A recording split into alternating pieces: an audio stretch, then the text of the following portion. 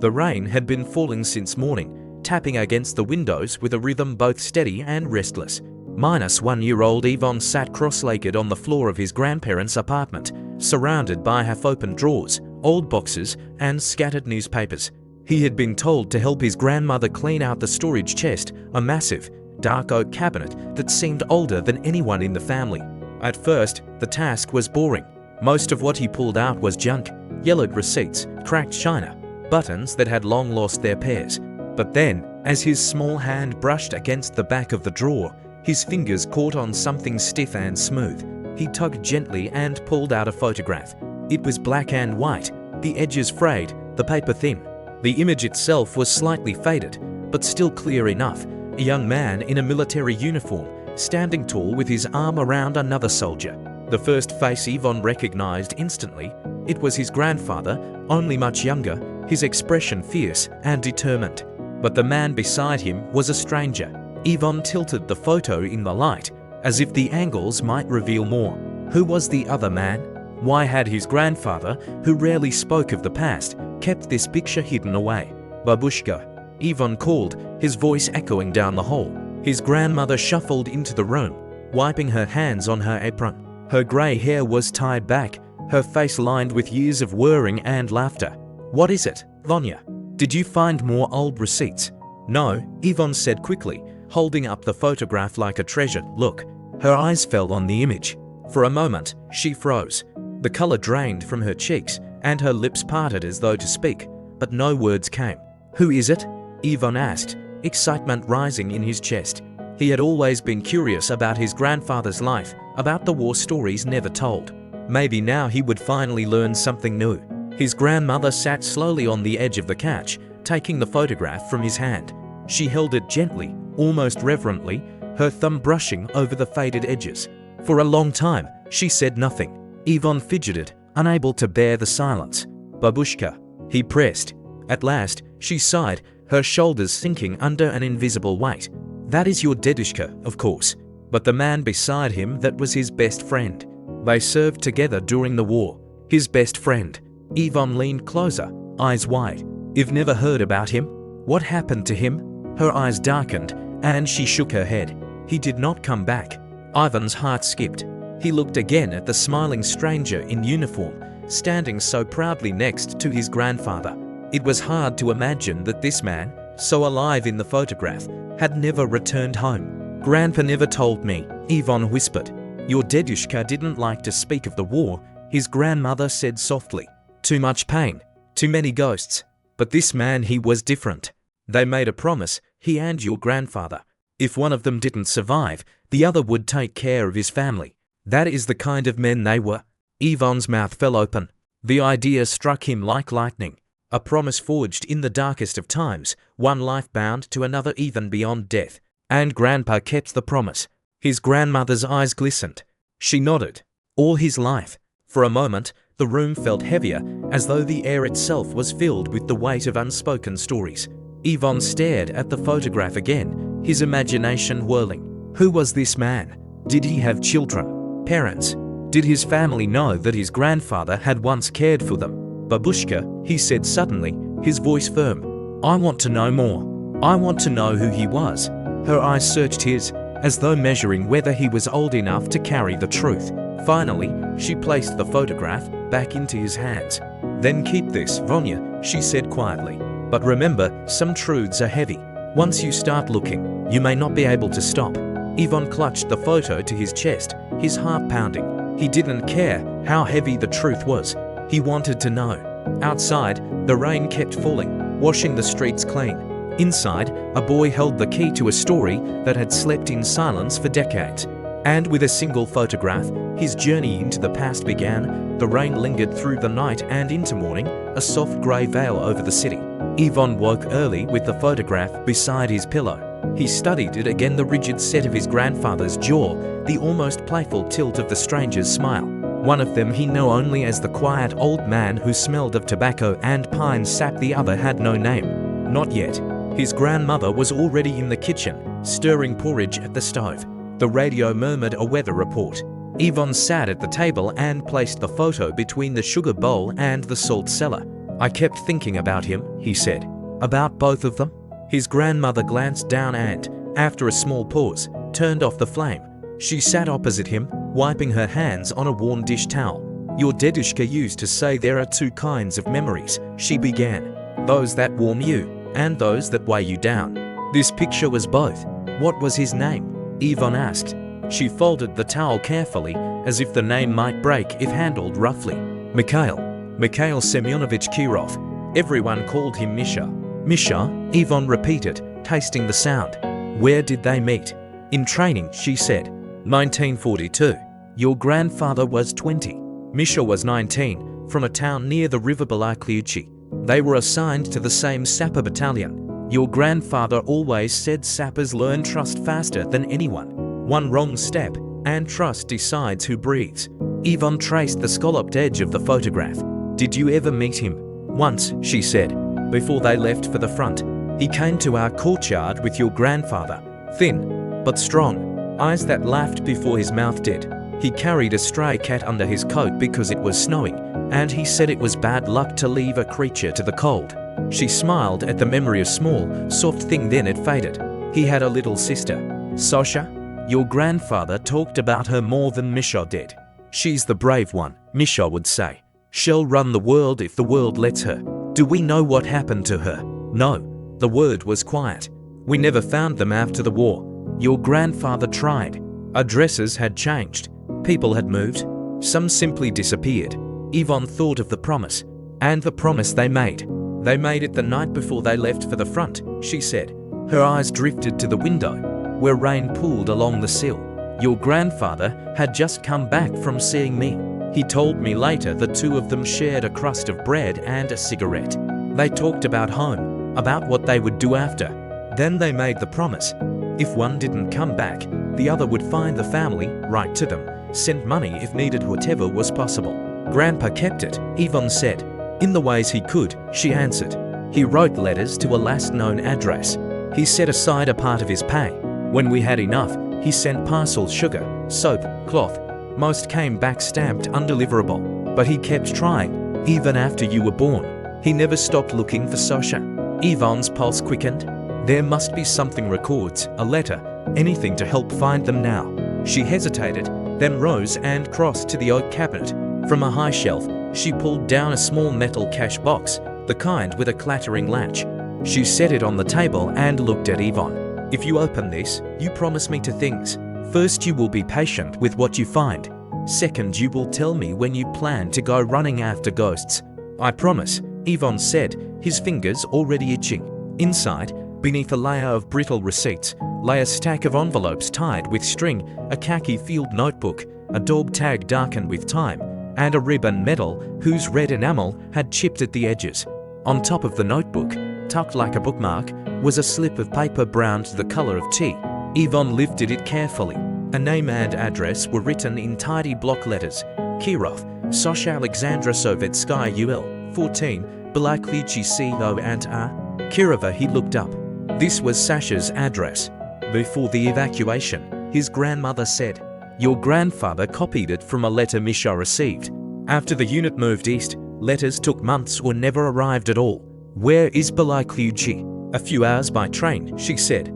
A small town. We passed it once, long ago. He slid the paper back into the notebook and opened to the first page. The graphite lines were faint but legible dates, terse entries, sketches of bridges and charges. And here and there, a different handwriting in the margins, looser, slanting. What's this? Yvonne asked. Misha's notes, his grandmother said, a trace of wonder in her voice. They shared the notebook sometimes. Sappers always share pencil stubs and paper. Your grandfather said writing kept his hands from shaking. Yvonne read, November 3, sleet all day. Misha says sleet is good, it teaches patience. He sings under his breath when we work. Says it keeps the wire from snapping out of spite. And later, in the unfamiliar hand, if I don't make it, tell Sasha not to marry a fool with clean hands. Hands tell the truth, -m.s.k. Yvonne swallowed. He turned another page. Deck 27. Crossed the frozen river at night. I thought of the yard behind our building, the way the pump handle stuck in winter. Misha joked that the ice was our ally. I told him to shut up and watch his step. He laughed and watched his step. Do you know how he died? Ivan asked quietly. The report said he was lost during a river crossing under fire, his grandmother said. A winter night. Your grandfather pulled two men from a hole blown in the ice. When he turned back for Misha, a searchlight found them. He told me that on some nights, when the wind moves a certain way, it sounds like ice breaking. He hated January for the rest of his life. They sat in silence with the notebook open between them. The radio had moved onto a cheerful song that seemed to come from a different world. At last, Ivan gathered the letters from the box. Most had been opened and resealed again and again by careful fingers. He found one addressed in his grandfather's neat script to A. Kirova with a crude censor's stamp across it.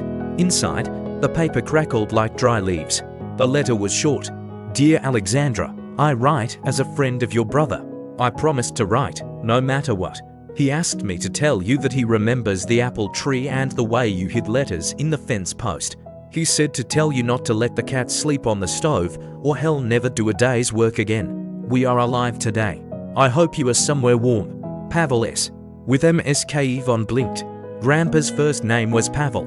He had always known him as Posha. His grandmother's mouth twitched. Even heroes have full names. There were other letters, some returned unopened, some with replies that stopped abruptly after a certain month, as though the world on the other end had gone dark in an instant. One reply, in a cramped, older hand, thanked Pavel for the parcel and said Sasha was away for work, then asked, if you hear from my niece, please tell her I salted the cucumbers as she likes. It was signed a Kiravant Raya.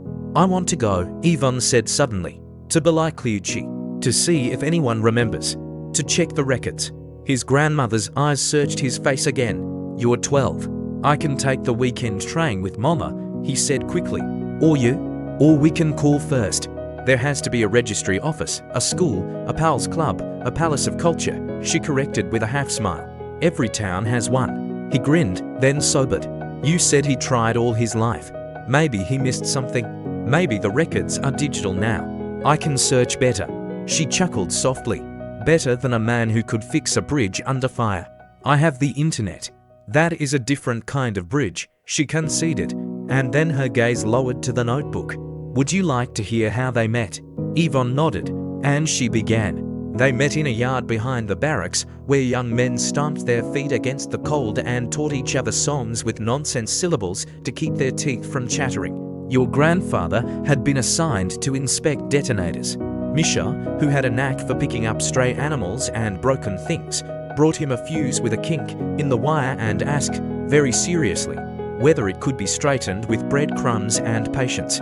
Your grandfather told him no, and that if he ever tried such a thing he'd send him back to training. Misha winked and said, then you'd better teach me how not to blow us all to the moon. They became inseparable in small, ordinary ways, sharing bread, sharing jokes, sharing one pair of dry socks when all others were soaked.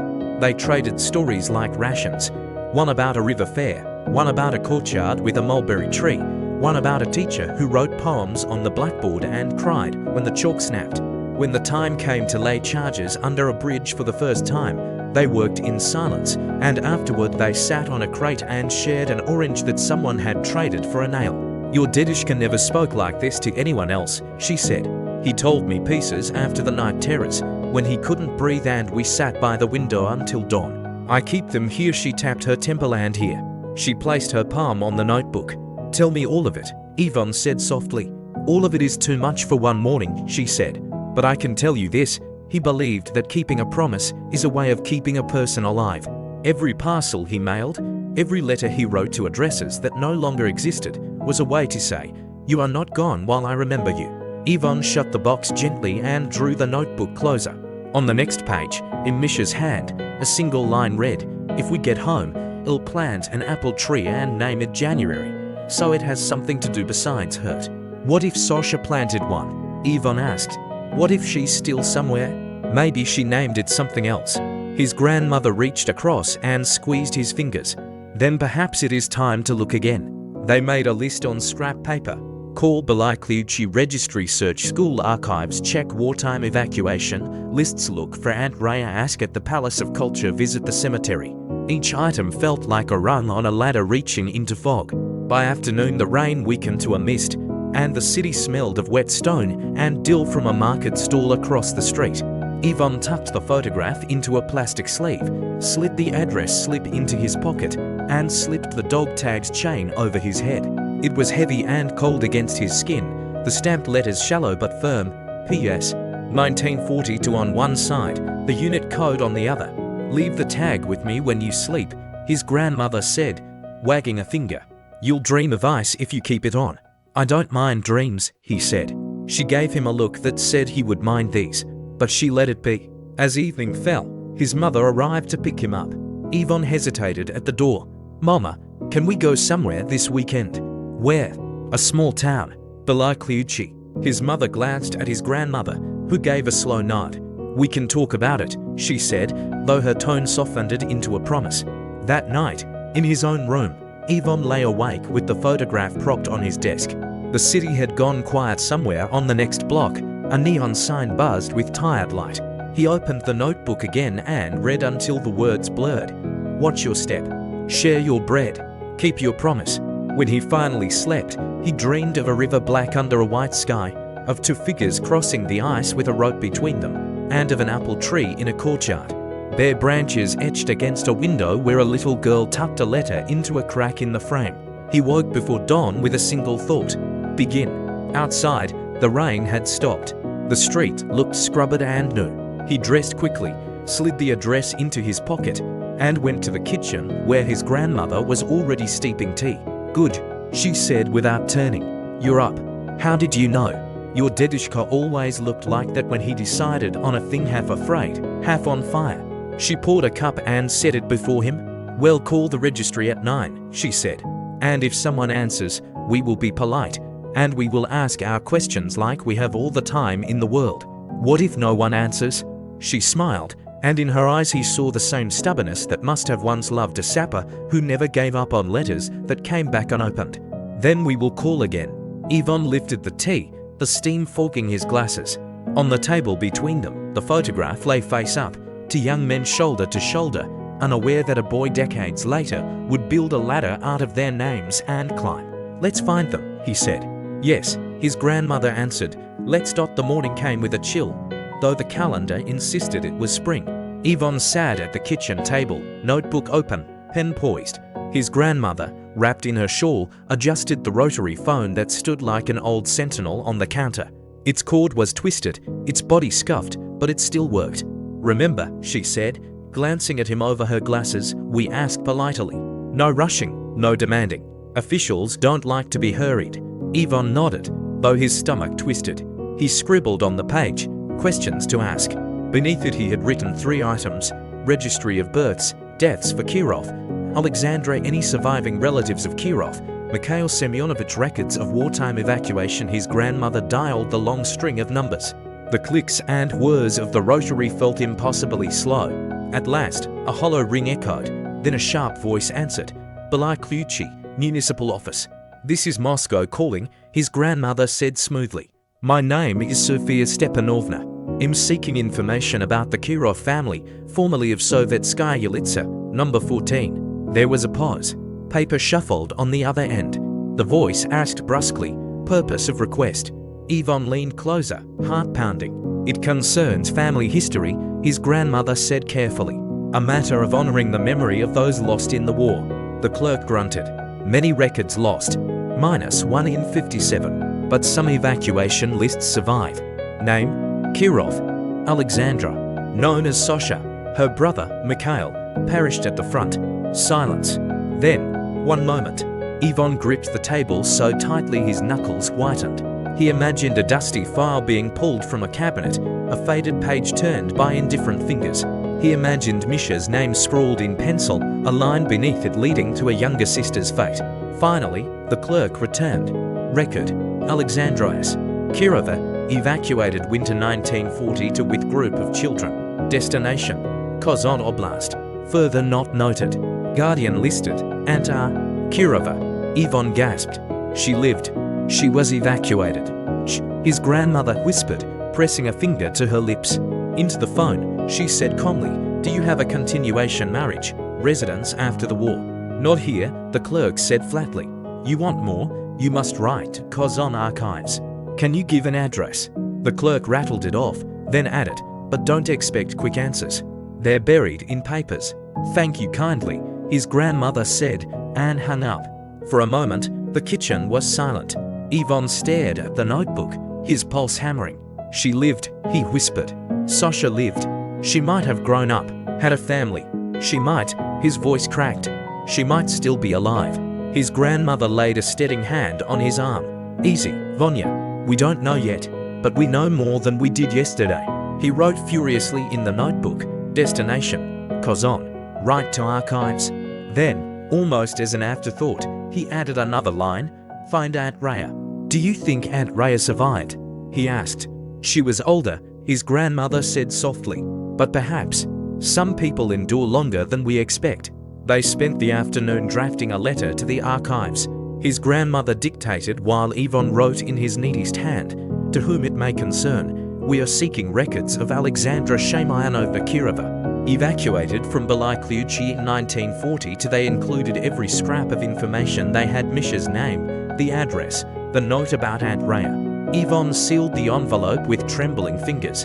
At the post office, he handed it to the clerk as though it were a sacred relic. Registered, please, his grandmother instructed. As they walked home, Ivan's mind buzzed. Kazan. Somewhere in those archives might be a line, a signature, a trace of Sasha. That night, lying in bed, he clutched the dog tag again. The stamped letters pressed cold into his palm. He whispered into the darkness. We're looking, Michelle. Well, find her. And for the first time, he felt as though the man in the photograph might be listening. Days stretched into weeks, each one slower than the last. Ivan checked the mailbox every afternoon, sometimes twice, rushing down the stairwell before the postman had even finished his rounds. But the letter from Kazan did not come. At first, the waiting was torture. He would sit at his desk with the photograph propped in front of him, staring at the stranger's laughing eyes, wondering if Sasha's eyes had carried the same spark. He imagined her life, growing up far from home, building something from the ruins of war. Each night, his mind spun stories, and each morning he awoke restless, unsatisfied. Patience, his grandmother would say. Pouring tea. The archives move at their own pace. Like winter rivers, slow, but sure. But Ivan was 12, and patience was not yet his gift. One afternoon, while working on a school project about World War I, an idea struck him. We use the internet for history, he muttered. Why not for this? He hurried to the library after school. The librarian, a kind but strict woman with half-moon glasses, looked skeptical when he explained. You won't find everything on the internet, young man, she said, tapping her finger on the desk. But you might find something. Just remember verify. Ivan nodded and logged onto an old computer, its keys worn smooth. He typed carefully. Alexandra Kirova Kazan 1940s, then Balai-Kluchi evacuation records. Dozens of results appeared, most irrelevant, tourist guides, family trees of unrelated Kirovs, scanned pages of memoirs. But buried deep, he found a scanned newspaper from 1957, Kazan Pravda. One article listed honored teachers of the Republic and among the names, Kirova, Alexandrias. Ivan's breath caught. Could it be her? The initials matched. The timeline fit. He printed the page and rushed home. Slamming the paper on the kitchen table, he cried, Look, a teacher. Im Kazan, Alexandrias, Kirova. His grandmother adjusted her glasses, leaning in. Her lips parted, eyes widening. It could be her. It could. That night, Ivan could hardly sleep. He imagined Sasha as a teacher, chalk in hand, rows of children listening as she spoke. Did she tell them about the brother she lost? Did she keep his memory alive in classrooms of curious eyes? But doubt gnawed at him. What if it was a different Alexandra? What if he was chasing a shadow? He turned back to the notebook, running his finger over Misha's handwriting. Tell Sasha not to marry a fool with clean hands. A teacher, he thought, would have ink-stained hands. Maybe not clean at all. It was enough to keep his hope burning. The following morning dawned pale and cool, mist rising from the river. Ivan was too restless to eat breakfast. He tugged at his mother's sleeve until she relented, and together with his grandmother they set off toward the school listed in the archives. It was an old building, yellow brick with ivy climbing its walls, its wooden doors worn smooth by decades of children's hands. Inside, the hallway smelled of chalk and floor polish. Posters of smiling students lined the walls, but Yvonne's eyes searched for something older, something hidden in the past. At the office, a secretary listened to their request with raised brows. Alexandra Shamayanova Kirova. She repeated, "Yes, I've heard the name. She taught here for many years. Mathematics, if I recall correctly. Do you know if she's still alive?" Yvonne asked, almost breathless. The secretary hesitated. "I couldn't say. But wait." She disappeared into a back room and returned with a dusty folder. "We keep records of honored staff here." Yvonne leaned over the folder, heart pounding. Inside were certificates, photographs, brittle news clippings. And there she was, a black and white portrait of a woman in her 40s, stern but kind-eyed, hair pulled back neatly. Below it, the caption read, Kirove.S, Mathematics Department, 19,521,983. Yvonne's hands trembled. He touched the photograph as though it might vanish. "It's her," he whispered. "It has to be." Behind him, his grandmother pressed a hand to her mouth, tears filling her eyes. "The same eyes," she murmured. "Misha's eyes." Just then, a voice came from behind them. "Looking at Sasha, are you?" They turned. An elderly man leaned on a cane, his back slightly bent, but his gaze sharp. He wore a faded cap with a red star pin, his coat patched at the elbows. "I used to teach history here," he said, nodding toward the portrait. "She was my colleague, Alexandra Shamayanova. Oh, she was strict. Children feared her tests more than winter itself." He chuckled. "But they respected her. She taught generations. Some of her students became engineers, doctors. She never let them slack." "Do you know where she is now?" Yvonne asked, his voice trembling. The old man's eyes softened. "Last I heard, she lived in the Northern District, near the riverbank. Retired long ago. She liked to walk with a little dog, but that was years back. I'm not sure now." Yvonne nearly shouted with joy. He clutched the notebook, scribbling down every detail. "The Northern District, near the river. We can find her." The man gave him a long, thoughtful look. "Why do you seek her, boy?" Yvonne glanced at his grandmother. She nodded gently. "She was my grandfather's friend's sister," Yvonne said simply. "My grandfather promised to look after her. I think it's my turn now." The old man studied him, then smiled faintly. "You carry his spirit, then. Go on. Perhaps she's waiting." As they left the school, the portrait of Sasha seemed to follow Yvonne, her steady gaze anchoring him. For the first time, he felt not like a boy chasing shadows, but like someone walking toward the heart of a living story. The northern part of Kazan looked different from the city center. The streets were quieter, the buildings older, their plaster cracked, their balconies leaning like tired shoulders. The air smelled faintly of the river, damp and metallic. Yvonne walked quickly, his notebook clutched against his chest. His mother kept pace, while his grandmother followed with slower steps, leaning on her cane. They asked along the way. At a small bakery, Yvonne showed the shopkeeper Sasha's photo from the school folder. The woman squinted, shaking her head. "Looks familiar, but I can't place her. Maybe my mother would know. She's 80, lives upstairs." At a bus stop, an old man studied the photo carefully, then tapped his cane. Yes, I remember. She used to walk a little white dog, always in the evenings. She'd scold children for running in the street, then give them candy anyway. A kind one, that teacher. But it's been years since you've seen her. Each word was like fuel for Yvonne's fire.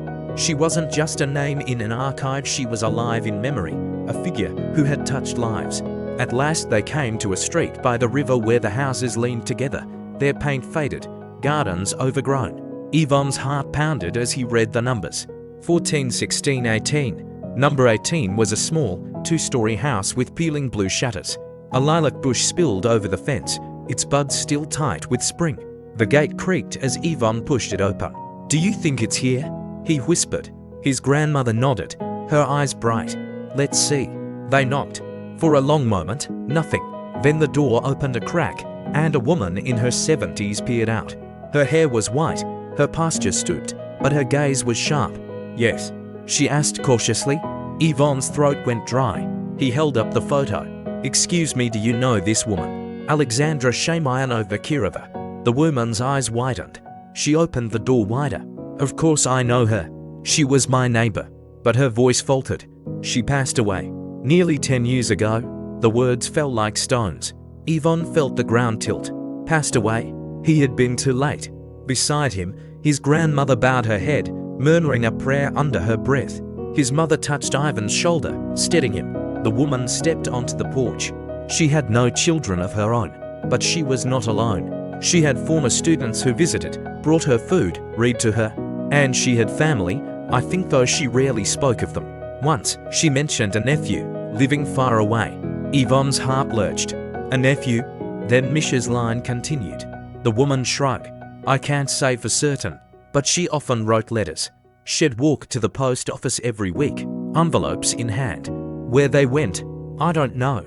Yvonne scribbled in his notebook, his hands shaking. Letters. A nephew. A family still out there. Though grief pressed heavy on his chest, a new determination lit within him. He hadn't reached Sasha in time, but her story wasn't finished. There were letters to follow, and perhaps blood relatives still alive. As they left the little blue house, the lilac buds brushed against Yvonne's shoulder. He thought of Misha's words in the notebook.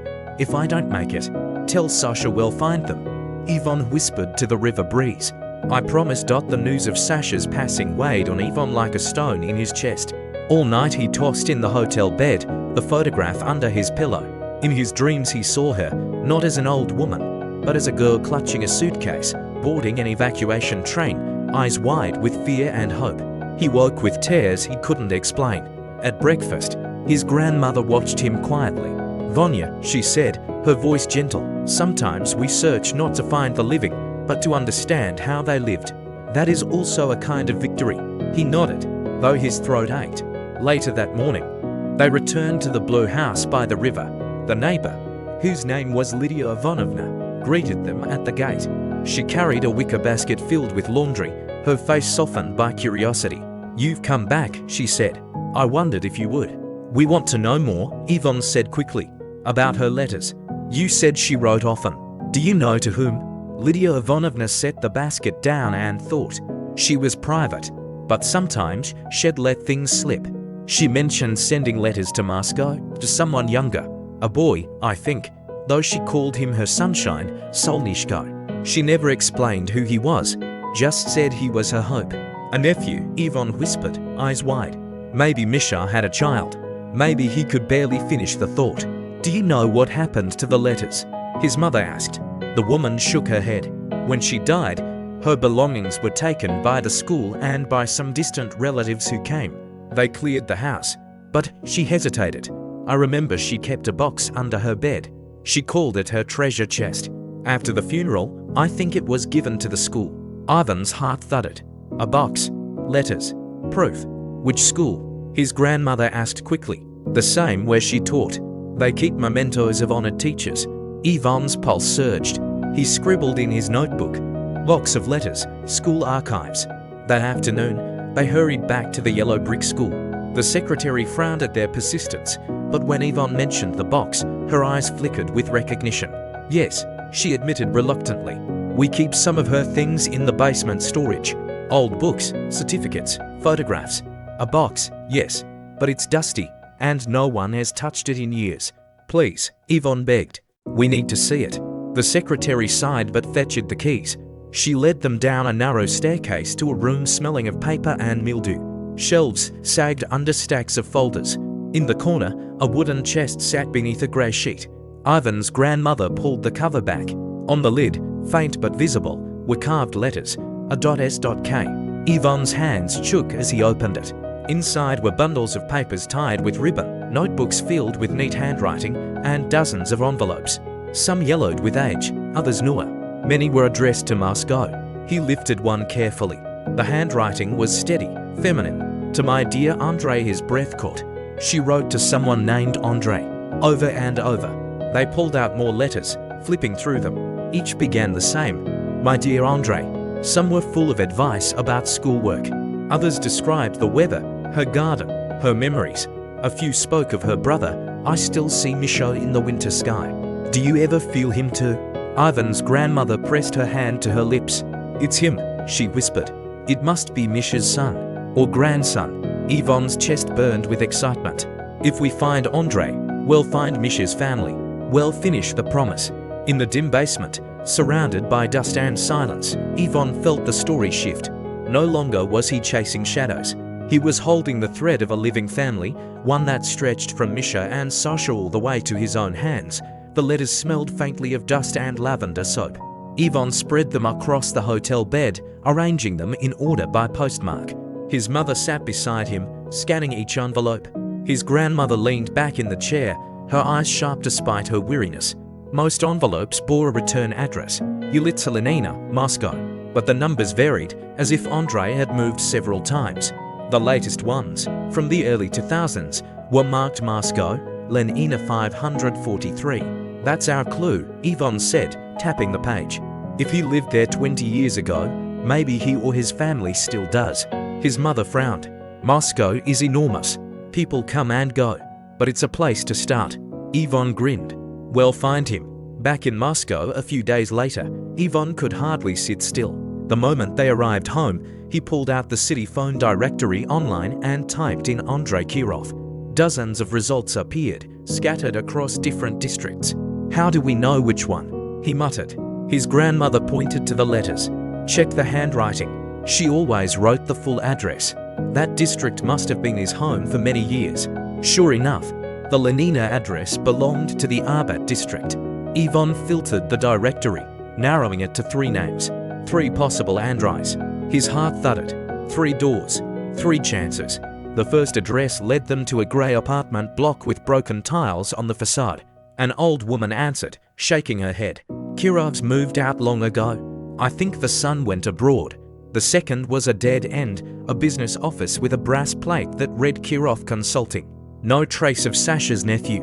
By the third address, Yvonne's legs trembled with exhaustion and anticipation. They climbed the narrow stairwell to the 4th floor. Yvonne knocked. The door opened slowly. A man in his 40s stood there, tall, with tired eyes and ink stains on his fingers.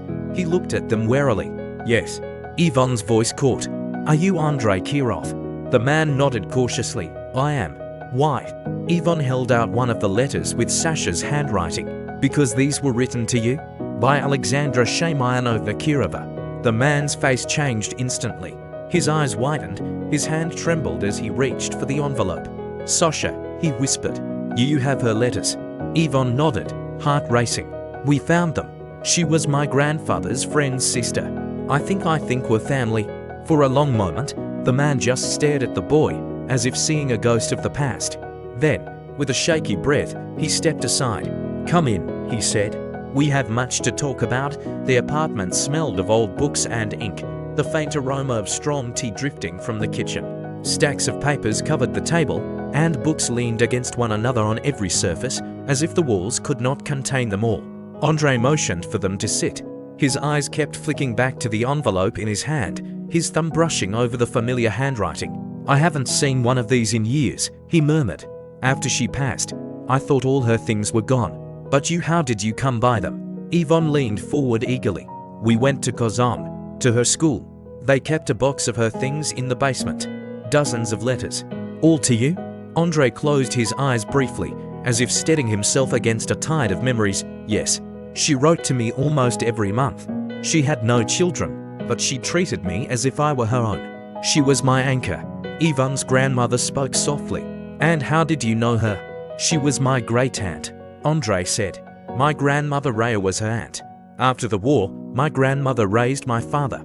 He hesitated, his gaze sharpening. He was Mikhail's son. Yvonne's breath caught. Misha's son. Then that means yes, Andre said quietly. Mikhail Kirov was my grandfather. The room seemed to spin. Yvonne clutched the notebook tighter, his heart racing. The man from the photograph, the laughing soldier beside his own grandfather, was not just a face from the past. He was Andrei's blood. And through Andre, Misha's line still lived. Did you know much about him? Yvonne asked, his voice trembling. Andre shook his head slowly. Very little. My father Misha's boy never knew him. He was born just before Mikhail went to the front. He grew up with only stories, scraps of memory from relatives. Most of what I know came from Sasha's letters. She adored her brother. She kept him alive in her words. Ivan's grandmother leaned forward. Your grandfather and mine served together. They made a promise to care for each other's families. My husband kept writing, sending parcels. He never stopped looking for Sasha. Andrei's eyes softened. Then perhaps it is because of that promise that we're sitting here now. They fell into silence, broken only by the ticking of a clock. Yvonne looked at the photograph again, the two young men side by side. All this time, the thread between them had not been cut. It had stretched, frayed, nearly lost, but still held. Andrei rose and returned with a small box. Inside were Sasha's later letters, neatly folded, some written in shaky handwriting as she grew older. He handed one to Yvonne. "Read," he said.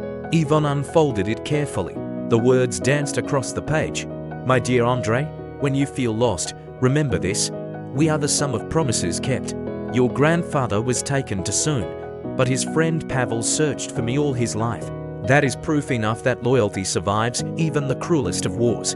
One day, perhaps, you will meet his family.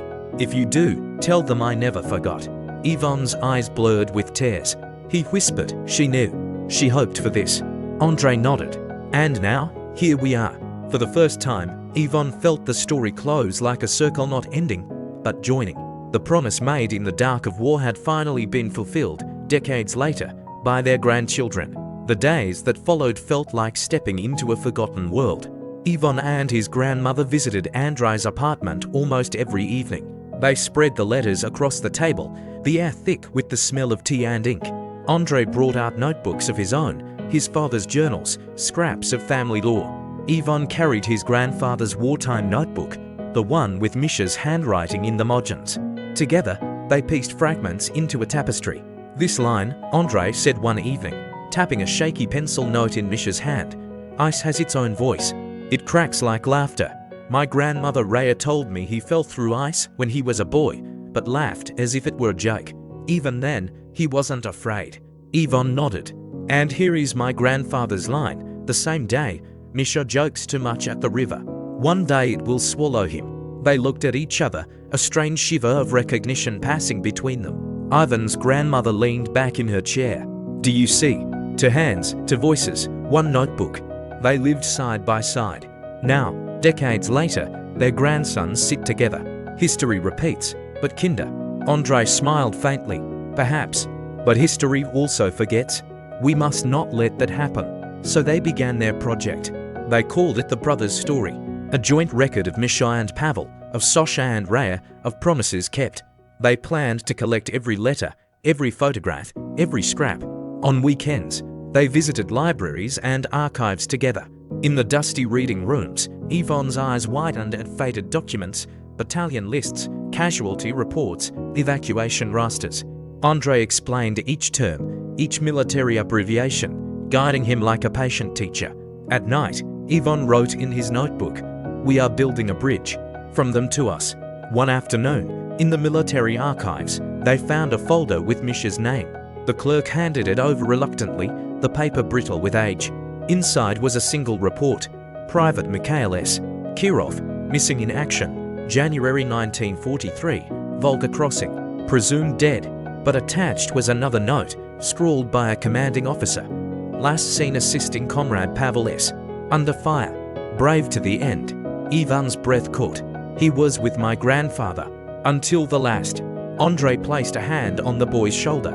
Then neither of them was alone. That evening, they returned to the riverbank in Moscow, the notebook in Ivan's hands. The water glinted with city lights, but Ivan imagined it dark and frozen, the air filled with shouts and searchlights. "They didn't fail," Ivan whispered. "They kept each other alive in every way they could." Andrei nodded. "And now it's our turn to keep them alive, not just in memory, but in story." The two families, once strangers, now found themselves drawn together. Ivan's mother invited Andrei for dinner. Andrei brought his children, two younger than Ivan, shy at first, but soon laughing over cards and stories. Ivan's grandmother watched with shining eyes, whispering, "Pavel, do you see? Your promise has come home." For Ivan, the past was no longer heavy. It was alive, flowing through his veins, shaping his present. He felt not like a boy chasing shadows, but like the keeper of a fire, passing it into new hands. Word of their project began to spread almost by accident. Ivan had brought one of Misha's letters to school for a history presentation. He stood nervously before his class, holding the fragile paper in trembling hands. This letter was written in 1942, he began. From the front, it was from a soldier named Mikhail Kirov to his sister, Sasha. He didn't survive the war, but his promise and the friendship he shared with my grandfather survived all the way to me. The classroom grew still. Even the usual whisperers were silent. Ivan read a few lines aloud, Misha's half-joking warning about not marrying a man with clean hands. Some students laughed softly, but there was a hush beneath it. When he finished, his teacher, a stern woman who rarely smiled, pressed her hands together. Ivan, she said quietly, thank you. That was more than history. That was memory. Living memory. Later that week, the teacher called his mother. She asked permission to share the story with a local newspaper that was preparing a special issue for Victory Day. Ivan's mother hesitated, but his grandmother said firmly, let them print it. Promises like this deserve to be remembered. The article appeared a few days later, The Brothers' Story, a promise across generations. It featured a photograph of Ivan holding the notebook, his grandmother at his side, Andrei behind them with a solemn smile. The effect was immediate. Neighbors stopped them on the street to say they had read it. At the market, a stranger pressed Ivan's hand and whispered, my grandfather was also lost in the river crossings. Thank you for remembering them. At school, classmates who had once teased Ivan now asked questions. Can we see more letters? Will you write the whole story down? Ivan felt a mixture of pride and fear. Pride, because the voices of Misha and Sasha were alive again. Fear, because the story no longer belonged only to his family, it was becoming part of something larger. One evening, as they all sat in Andrei's apartment surrounded by letters and notebooks, Ivan looked up. People are listening. What if we make this bigger? A book? Or an exhibition? Something so they'll never be forgotten. Andrei rubbed his chin thoughtfully. A book might take years, but an exhibition perhaps at a local museum. Letters, photographs, the dog tag, the notebook. People could walk through the story. His grandmother's eyes shone yes. Let others carry the weight with us. Let others feel the promise. And so it began. They called it The Brothers' Story, not just Ivan and Andrei's project anymore, but a public one. A way to stitch to families, to lives, and an entire community of memory together. The idea of the exhibition took on a life of its own. Once the article was published, a local history museum contacted Andrei. The curator, a woman with quick eyes and a gentle voice, invited them to bring the letters and photographs. We want to help, she said. The public should see this. For Ivan, it was both thrilling and terrifying. He sat at the kitchen table with his grandmother, sorting the fragile letters into folders. Each page felt alive beneath his fingertips, as though Misha's hands still lingered on the paper. Well-need captions, Andrei explained. Dates, places, context. Otherwise people won't understand. I can do that, Ivan said eagerly. He opened his notebook and began scribbling. Next to the line tell Sasha not to marry a fool with clean hands he wrote, a brother's advice from the front, still alive after 80 years. His grandmother chuckled. You have your grandfather's gift for plain truth. At the museum, they were led into a quiet room with white walls and tall windows. The curator spread the items across a long table. This is powerful, she said softly, touching the edge of a photograph. A promise that survived the war. People need hope like this. Ivan watched as she arranged the dog tag, the notebook, the letters. His chest swelled with pride, but he also felt a strange ache, as though giving these things to the world meant giving away a part of himself. That night, he confessed it to his grandmother. What if they stop being ours? What if people see them only as artifacts, not memories? She stroked his hair. Vanya, memories do not shrink when shared. They grow. Every person who reads a letter will carry Misha and Sasha with them. That is not losing, it is multiplying. As they worked, more surprises surfaced. A former student of Sasha's visited the museum after hearing the announcement. She brought a faded notebook with her. She gave this to me when I graduated, the woman explained. Inside the cover, in neat handwriting, was a message. Knowledge is a bridge. Cross it bravely, a.s. Kirova Ivan traced the letters with all. She wrote the same about bridges as Misha, he whispered. Another man came forward with an old class photo from 1965. There, among rows of teenagers, stood Sasha, her expression stern but proud. In the back row, the man himself, now wrinkled, but unmistakably the boy in the picture. She changed my life, he said simply. Each new piece felt like a missing puzzle sliding into place. Yvonne's notebook grew thick with notes. Sasha taught bridges too. She kept Misha alive in her lessons. One evening, after a long day of preparation, Andre turned to Yvonne. "Do you realize what we're doing? We're not just telling their story, we're finishing it." Yvonne nodded slowly. Grandpa made a promise. "We're keeping it." And in that moment, he felt as if Misha and Pavel were standing just behind them, watching with quiet smiles, their voices carried forward through time.